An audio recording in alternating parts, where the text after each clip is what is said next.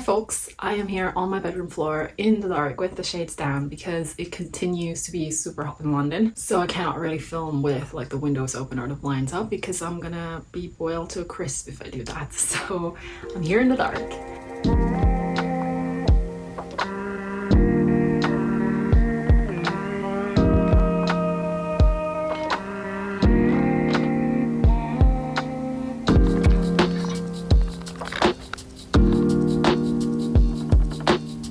I'm determined to start a new project today because I am going to be more or less on vacation for the whole of August,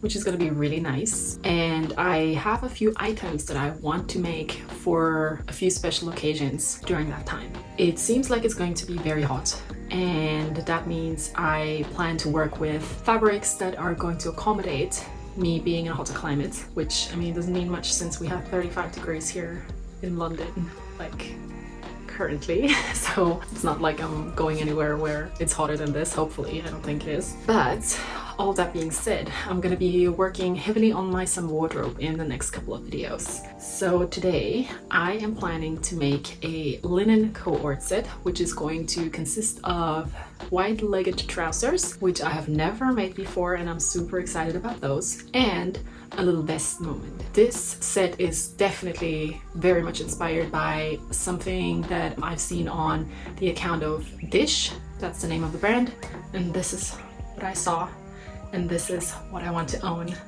And because this channel is all about me making my dream wardrobe myself from scratch, we're gonna sew it. So I bought this amazing linen. I love the quality of this. I already bought the exact same kind last year in black, and I'm so obsessed with the things that I made with this black linen that I bought the exact same one in this gorgeous off-white color. The linen has an amazing quality to it. It's like ever so slightly sheer. So I will have to see if for the trousers I have to add some sort of lining. So I'm going to start with tracing the pattern. And for the pattern, I found this amazing video by fellow YouTuber Jess Stang. She makes amazing pattern drafting videos, and I'm going to try to follow the same principle and give it my own twist. That's what I'm going to do first. And for the vest, I actually own a vest that I really like the fit of. I bought this little moment in Croatia earlier this year, and I think this is basically what I'm going to try and reproduce. It doesn't have a lining, which is exactly what we need for hot summer days. It's just the linen. So I'm going to use this to trace the pattern, and I'm going to draft the pattern for the trousers from scratch. This is definitely going to be a longer process. I'm not going to be able to do this in one day. For today, I think my main goal is to create a really solid pattern, and then we'll see if I get to the cutting process. So let's go.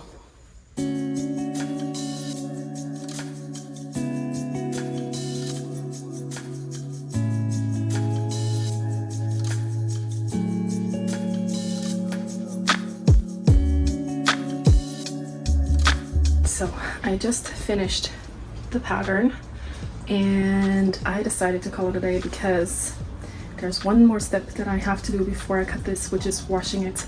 Linen has the tendency to shrink quite a little bit, so I decided to wash this before I cut. So no more working on this project today. Alright, so it's been a few days since I made the pattern for this linen Co-ord set, and I was thinking it would be a smart idea to do a really quick test of the pattern with some canvas, with some calico mock-up fabric, which I have quite a lot of here. So I'm gonna go test the pattern now before I actually get to cutting out the pattern from my actual beautiful white linen.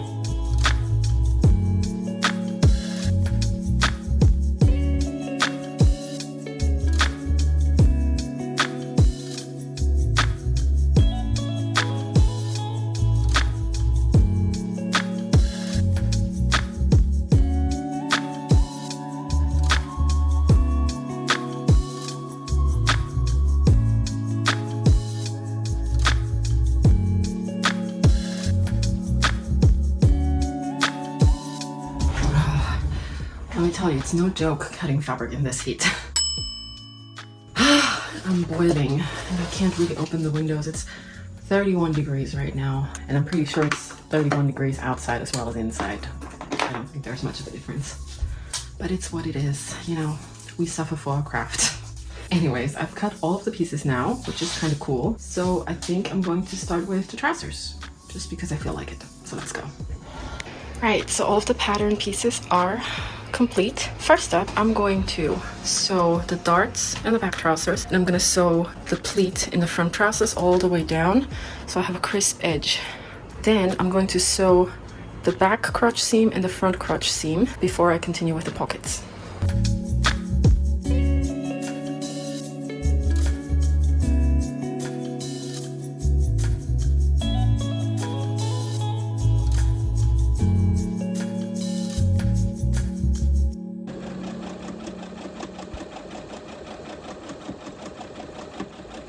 Okay, so I sewed in the details in the back trousers, so you can see that I added the darts here, and now I can start to place the back trousers right sides touching, as well as the details in the front are finished. You can see that the pleat is sewn down and secured in place so it's not opening, and now I can also place the front trousers right sides touching. And up next, I'm going to sew the crotch both in the front and in the back.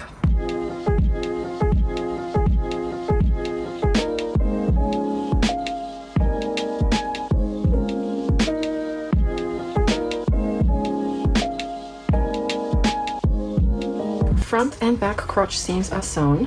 For the back specifically, I decided to only baste the first 20 centimeters of the center front crotch because this is where the zip is going to go in later, and then the rest of this crotch seam I decided to sew in a normal stitch length of 3.5, and I also serged it right away. And now, next step would be to attach the pockets. So we have the pockets, which basically come in one piece.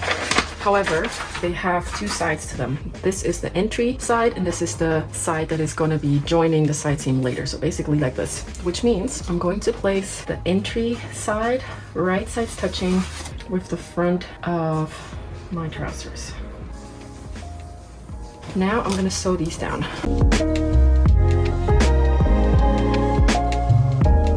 I attached the pockets at the entry, and then I also overturned the pocket and top stitched it down to have a clean finish like with the pleat here.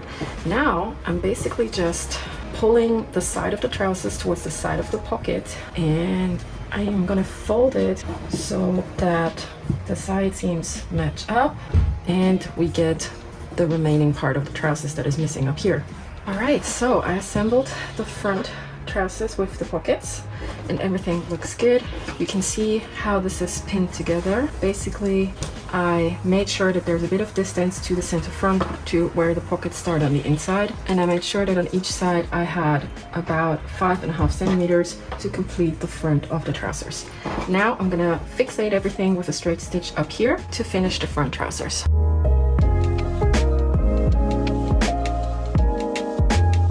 Right, now that the front is assembled, I can place the back side on top, right sides touching like this, to start pinning together the side seams.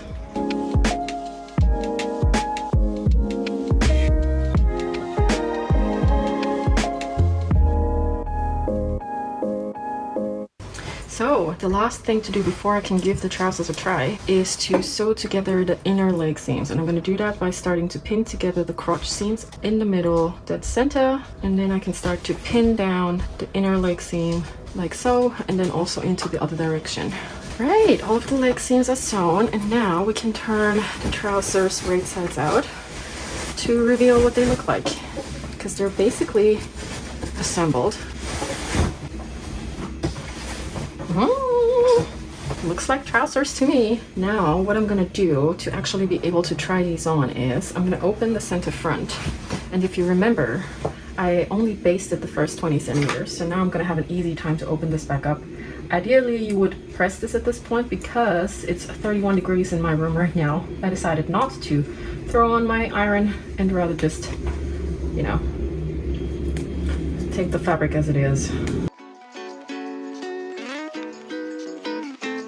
Hey folks, so today is a new day in Thrills and Stitches land, and it's likely going to be the hottest day of the year.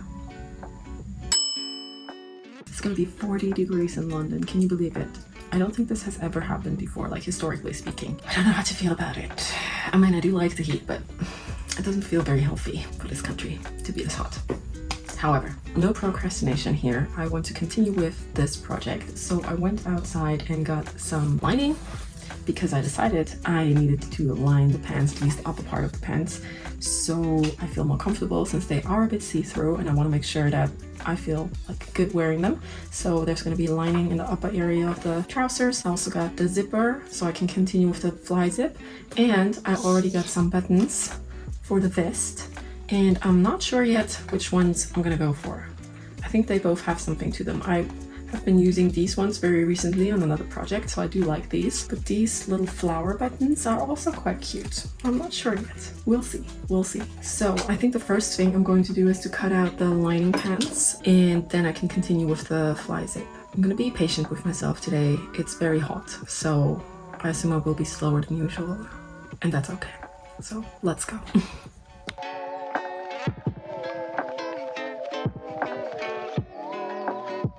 Hey Instagram folks, I have a question for you. Now, what I'm currently trying to suss out is what to do about the transparency of the whole situation. As you might be able to tell, we have 3 layers of transparency right now.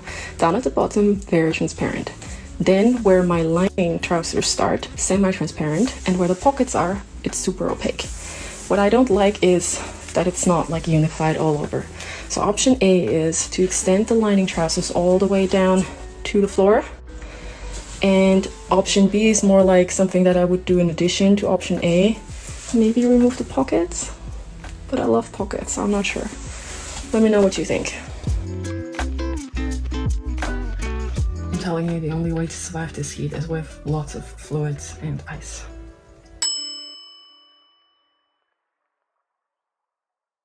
New day, new temperature record to be annihilated.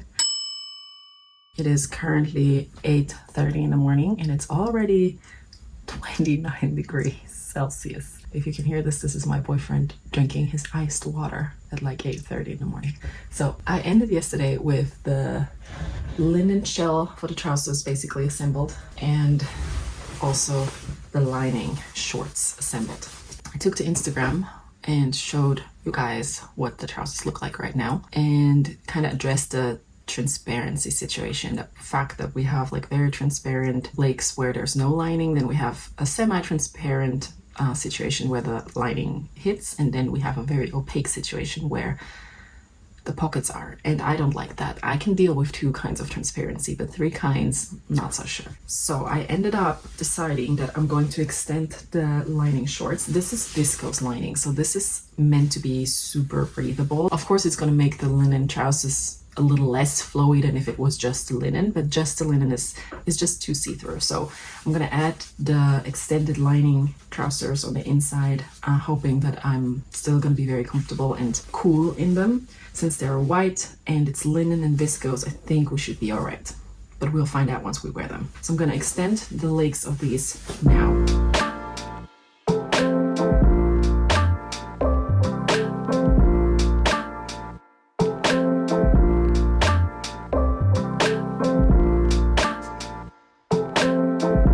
So I've just attached the extensions of the lining shorts, and now I will dare to plug in my iron, because I think I have to give everything a good press before I actually join it all together, because otherwise it's gonna be a bit of a mess. 32 degrees at 9:30.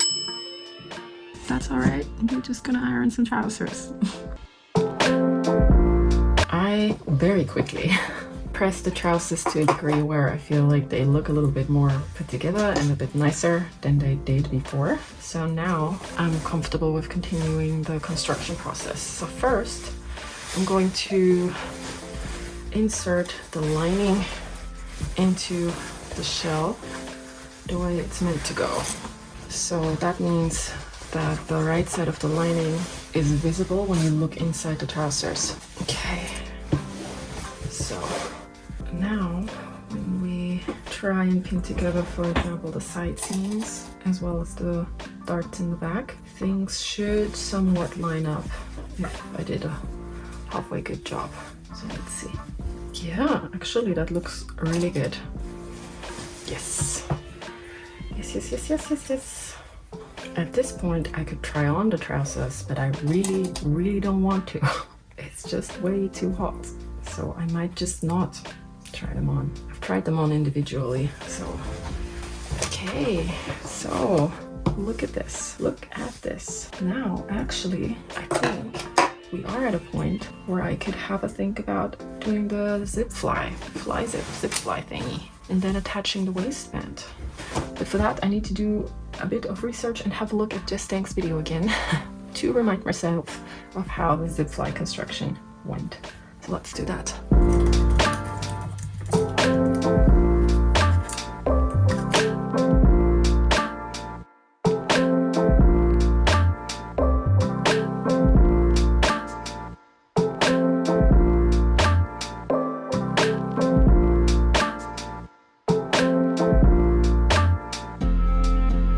Some of you know I'm recording on my phone, and the fly zip situation was such a hazard. It took me 30 minutes to record, and it's currently 37 degrees, and my phone just revolted. It just stopped doing anything, and I had this like warning sign on the screen saying emergency shutdown, high temperature or something. So maybe the hottest day of the year really isn't a good time to record a YouTube video. So that was a bit of a forced break. I'm not quite sure if I can actually explain to you how this whole fly zip construction thing worked. It was much more complicated than it should have been. I wonder if you go and watch a tutorial on this and try to do it yourself, if it's the same for you or if it's just me. I don't know. It's not actually that complicated. I think if I do it again now, I would figure it out and it would be fine. But this time around it was a bit complicated, but I got there in the end. And the last thing I need to do is to top stitch the fly zip down. Basically, that's this thing that you see on the outside, and then that is done, and I can attach the waistband finally. And then once I hem the trousers, they're finished.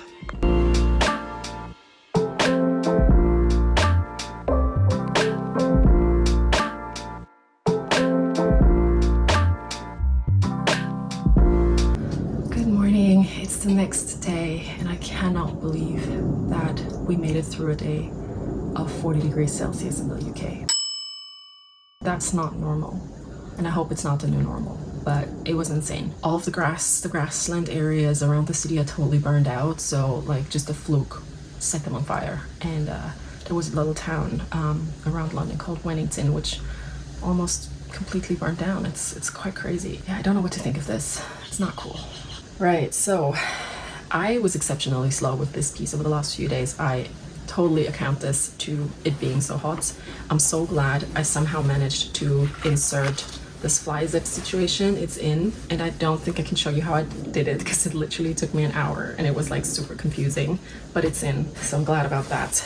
And today I'm gonna finish up these trousers. I just need to add the waistband and hem the legs, hem the legs, you know what I mean? Like finish off the ends of the trousers.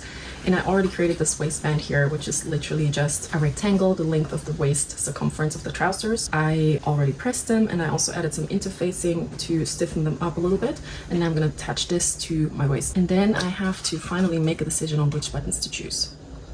So let's see.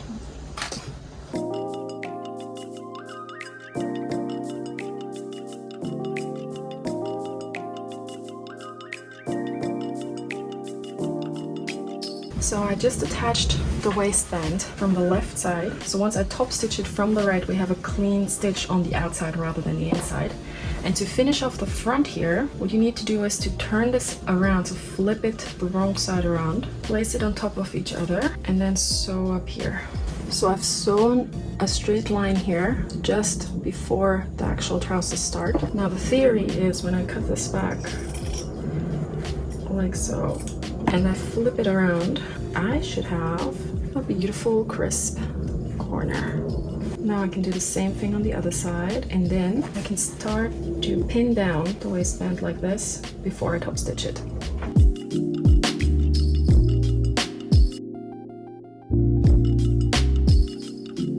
Alright, so my dear boyfriend just helped me out with figuring out where the trousers hit the floor on the back, where my heels are. And now I am going to try and shorten the trousers to that point.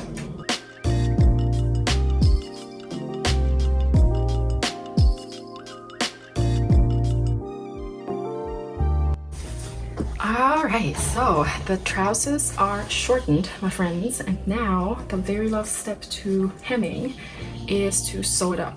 However, I'm going to use a trick here, and I'm not going to sew the hem. I'm going to use double-sided interfacing and basically just glue up the hem. And I like doing this because it just gives the most crisp, seamless cuff. I've been doing this a few times now, and even after washing, it doesn't seem like things are coming loose. So I'm going to use the same strategy here. It's the flower button, of course. What other button would I be using? Look at this.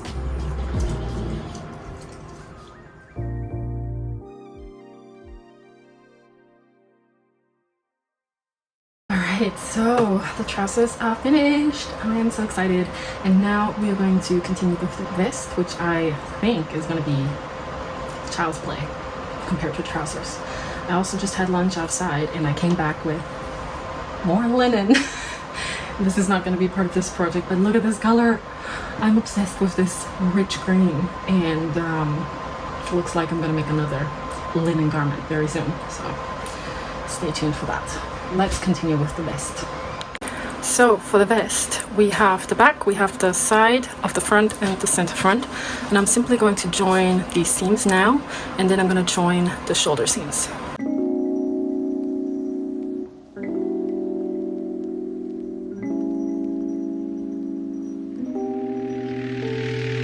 Alright, the vest is already assembled and I love how this looks. I'm now going to serge all of my seams, which are basically just the princess seams and the side seams, as well as the shoulder seams. So now I obviously realized that the linen is the same kind of transparent as it was with the trousers, and if I just go ahead and use facing to finish off the edges, we're gonna have a difference between the corners of the vest and the main inner parts of the vest, which are basically gonna be see-through. We don't want that, so we have about this much viscose lining left, and now we will see if we can use this to reproduce the vest in the lining, and it seems like we can, just about. I feel like I'm gonna get a cold here. Alright, so I'm now gonna cut out the pieces of the lining to reproduce the vest so I can overturn the lining and the shell with each other. So let's go.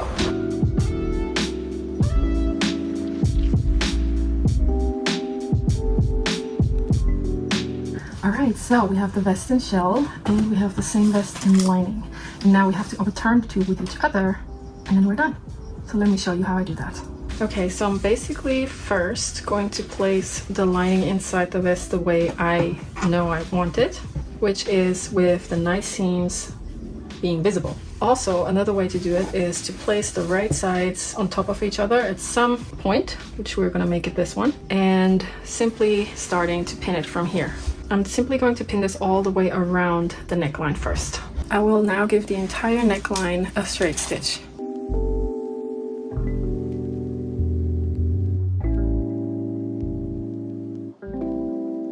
Alright, so the entire neckline is overturned. It looks good. I also understitched the seam allowance, and now I'm gonna work on the length.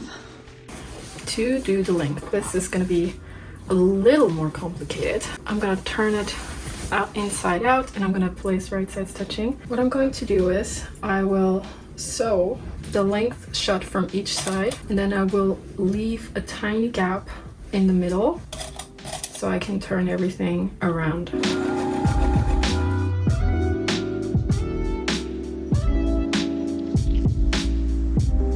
All right, we're almost there. The very last thing to do is to close the armhole, and as you can see, I've already done one to test my theory, so I can show you. Now let's go. To close the armhole, this little hole down here that we left open is going to come in very handy. So what I'm doing is I'm reaching through that hole, and then I'm going to grab my armhole and pull it through this little opening down here. I'm gonna pull it through like as much as I can, and then I have this. This is very much a trust the process, as I like to say. What we need to do is we need to find the two right sides of the armhole and start to pin it together in a spot that we can identify as being the same in the lining and in the shell. So for example, I'm using the princess seam right here, and I'm placing my first pin. And from there I can move forward and pin into one direction of the armhole as far as I can go. You won't be able to go all the way around because it just stops at some point and it's gonna turn into itself. Just pin it as far as you can, and this is the first section that you're gonna sew. So I'm taking this to my machine and then I'm gonna start sewing that one side of the armhole. Alright, so now that I've sewn as far as I can in one direction, I can pull out the other side and start pinning that side again as far as I can. Right, now we have this. Now before I pull the outside out, I'm just going to snip the seam allowance. Since the armhole is rounded, we need to give it a little bit of breathing room for it to overturn nicely. Make sure not to actually cut through your seam. And now, once we pull the outside out again, we should have a closed armhole. Look at that. There we go. There we go. And now, all that's left to do for me is to give this a really good press, close this little section down here by hand, and then I'm going to add my buttons. And then, my friends, this linen Co-ord set is finally completed.